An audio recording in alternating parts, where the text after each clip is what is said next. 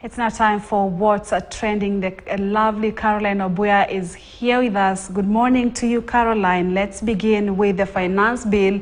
Are Kenyans happy when you look at what has happened? The housing fund has been reduced from the proposed 3% to 1.5%, but from the proposals on the task, we've seen a number of issues. For example, content creators proposed tax at 15, but reduced it to 5, but not forgetting the VAT on fuel remains at 16%. What is the reaction online?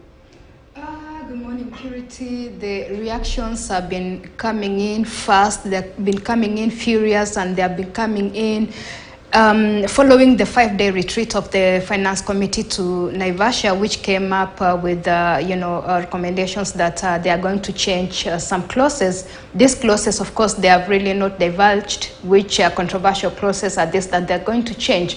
But following that pronouncement that there's going to be a reduction of the housing levy from 3% to 1.5%, that has really elicited a lot of reactions online, and people are saying that, of course, those who are standing with the president, they say that this is the Kenya we want.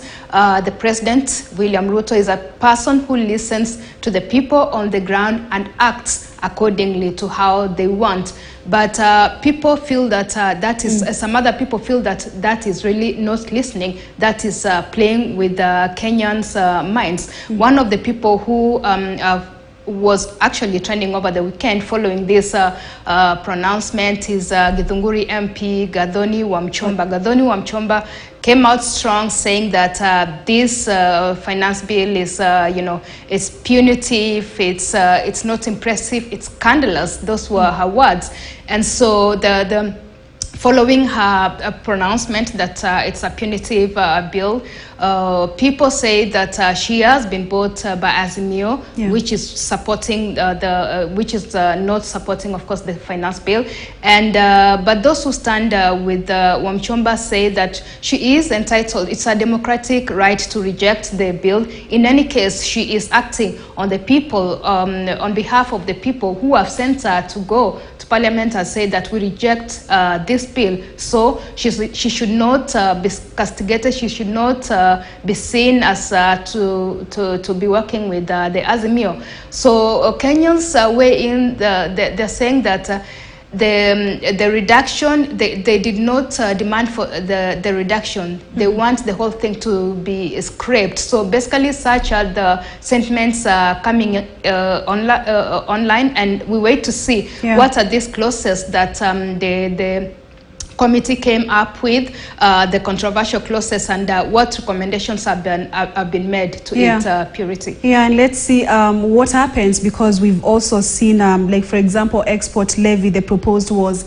10%, and now it's been increased to a further 17%. So let's see what happens. They expected to vote before budget reading, which is on Thursday. So again, a lot of reactions going on. Let's talk about what Lupita Nyong'o is trying to do. Imagine trying to make awareness about something that people really stigmatize other people on. We're talking about self-love. We're talking about loving yourself and your body, but end up being body shamed. I mean, Kenyans can do much.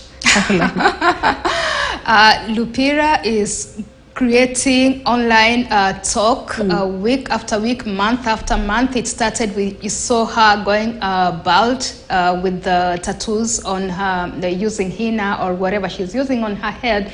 And so that was a bold statement. Exit that one, enter the costume, the breastplate costume at the Tony Awards. These are awards that are meant to celebrate musicals and plays on Broadway. So she went into these awards wearing a costume that has been designed by a Pakistani designer known as Mishi Japanwala. This costume,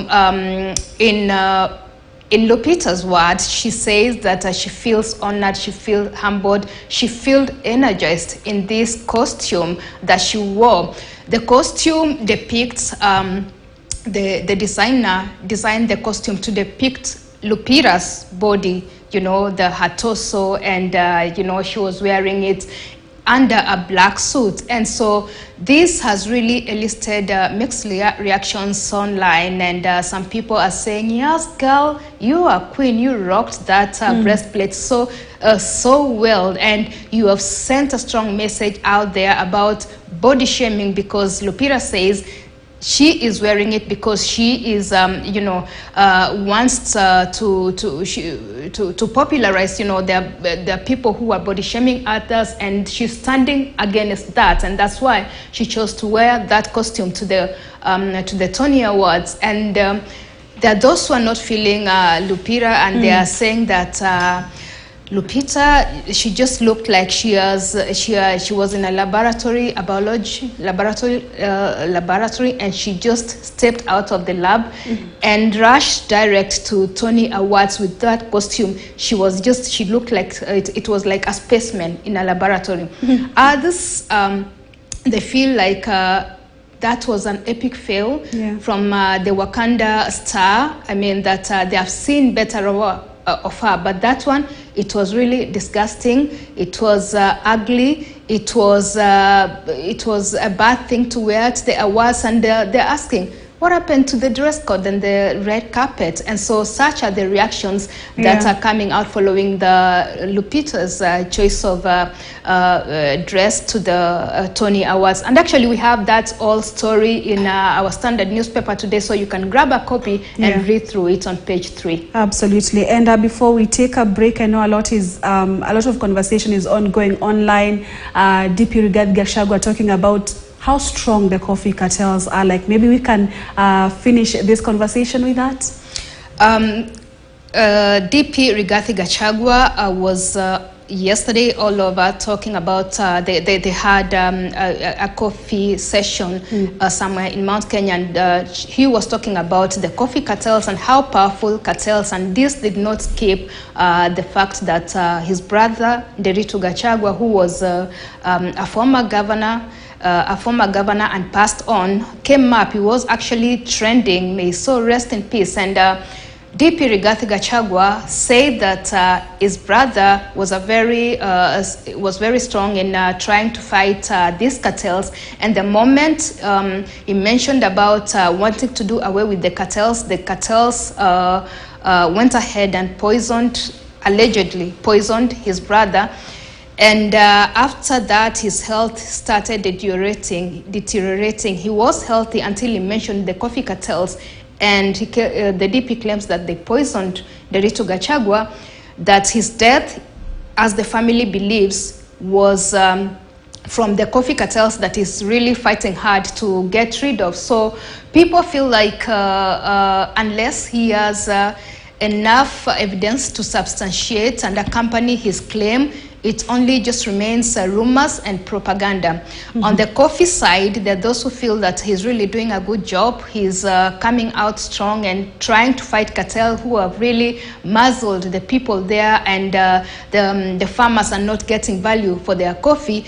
And so the DP is doing a good job in trying to, get rid of the cartel. So basically such are the sentiments that are coming online following that pronouncement by the deputy president. All right, thank you so much, Caroline, for that. And Caroline and the entire digital team will always be keeping up with what's happening.